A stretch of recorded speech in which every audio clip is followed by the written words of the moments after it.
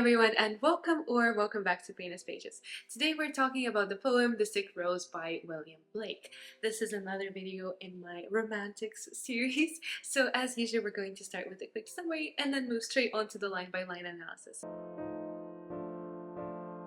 So, in The Sick Rose, William Blake tells the story of a beautiful rose who is unfortunately ill because a worm has snuck into her bed, her garden bed or her literal bed, in the middle of the night and corrupted her with this illness. In just 3 quatrains, Blake manages to fill this poem with a rich and vivid symbolism, and so it's quite difficult to know whether to take the rose as a literal rose and this idea of nature and this beauty growing within us, but then just as quickly death and destruction coming upon us to kind of rip it apart, or if it's all like metaphorical and if it's all personified and the rose is really a symbol for a young beautiful woman and the worm a phallic symbol of this man who has had an illicit love affair with her. And while for the man everything's okay, for the young woman this is it. This is an end to her reputation, to her dignity, to her honor.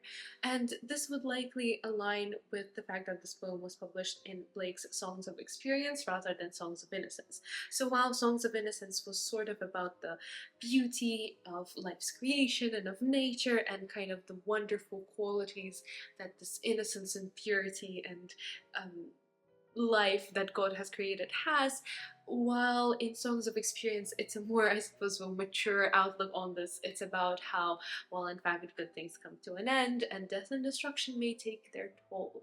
So this would align more with that. But regardless of which interpretation you want to believe, let's take a closer line-by-line look. O rose, thou art sick, the invisible worm that flies in the night in the howling storm.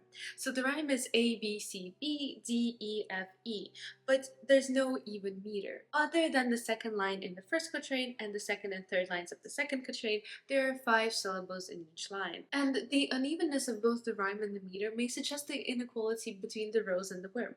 Because on the one hand, for the rose this is illness, this is death, this is destruction, but for the worm this is merely pleasure and kind of excitement and happiness and joy of getting something that you crave. And this could also be a tie-in to the wider social themes of inequality in general, because Blake was an advocate for sexual liberation, so you could kind of take it in the meaning that, look, why is it the case that for a woman this destroys her entire life, but for a man he can just keep on living with just, you know, whispers about him playing around and that's it, and no further consequences. This can also quite literally be a physical image of a flower that has a worm inside, and so the worm is eating its way through the flower, so it's a little bit uneven, just like the rhyme and the meter is uneven. And it can also be this idea of, you know, a rotten core, of something corrupting from within. But it's also interesting that the poem is in the present, so rose, thou art sick, so we have this omnipresent narrator who tells it how it is, and it also shows that the destruction maybe started in the past, maybe it's gonna keep going, but either way it's here now and it's here to stay for now while we're in the moment. So it suggests that there's a sort of perpetuation of this destruction no matter what, and even if the rose doesn't know, she will soon know. So the narrator tells her of this, but also because it's like it destroys you, maybe there's a way to turn back, so maybe there's a slightly positive feel to this poem after all. And as I mentioned, the worm can be considered as a phallic symbol, and I think that the rose can be considered as kind of an allusion to the sexual reproductive organs of a female, because the rose's petals are sort of layered, so it mirrors the structure. And also in general, like, flowers were frequently used to represent women because, like, oh, these delicate fruits of nature, these pure innocent flowers that grow so prettily, similar to women. So again, that kind of idea of corruption of the flower bed and the very core of the woman, as a woman's whole job was to reproduce, to bring children. So if she's, you know, sleeping around, this is like corrupting her purity, this is you know, ruining her chances at having a godly reproduction that was intended for her, etc., etc.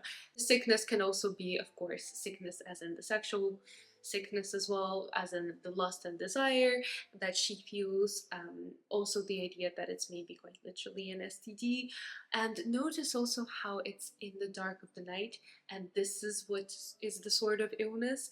So the invisible worm flies in the middle of the night. Again, the fact that it's invisible, the fact that it can be almost any man that can corrupt, and also the idea that it's in the middle of the night. So there's an atmosphere of illicitness, but there's also maybe something darker, because if it's in the middle of the night, it suggests that the worm knows that it's wrong what he's gonna do to the rose, that maybe he's aware of the consequences, and maybe, just maybe, there's the sort of darker suggestions of sexual assault. So maybe the woman doesn't want to, maybe she's too innocent to understand what's going on. And the fact that it's the howling storm, so it's a pathetic fallacy. The weather represents the destruction that's going on, the weeping that's about to ensure, the pain of the rose that she will feel. But it's also sort of like, because it's personifying the storm, I think there's also a sense that people around them disapprove. So again, that social pressure that women must remain pure before marriage, that what the worm is doing is wrong. And even the storm sort of tries to warn the rose and to prevent it. And because the storm is something that would have been a force of nature, maybe it's also the idea of mother nature, and similar to the way that mothers would have to be the ones to protect their daughters, to remind them of their chastity and their purity. So even the idea that the howling storm can't prevent the worm from carrying out its evil. It's invisible. The storm can't see it, because like this, it can be any man, it can come unexpected, because it doesn't really matter who the man is for the woman. Like once her virginity is lost, that's it, it's forever. Has found out thy bed of crimson joy, and his dark secret love does thy life destroy. And so the worm has found the bed of the rose. The bed as in the literal flower bed, or maybe the bed as in the romantic sexual bed. And crimson joy. So crimson is the color of blood.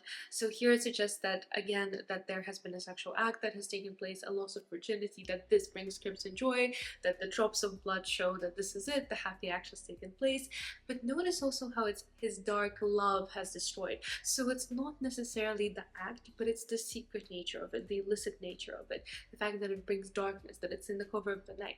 So maybe what Blake was actually saying here was that it's the social attitudes that destroy the rose rather than the act itself. So it's not the case that like sex is a moral wrong per se.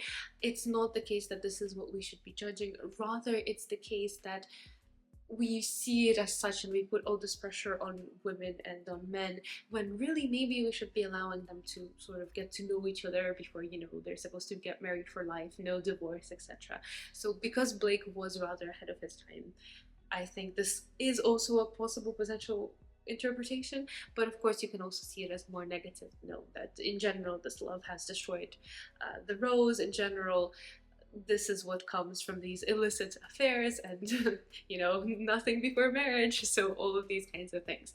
Right. Well, I hope that this line by line analysis was helpful. It's a very simple poem, but I think, like a lot of romantic poetry, because it's so filled with symbolism and deep and rich imagery, there's just a lot to analyze. So I hope you found this video interesting. Thank you so much for watching, and I'll see you next week.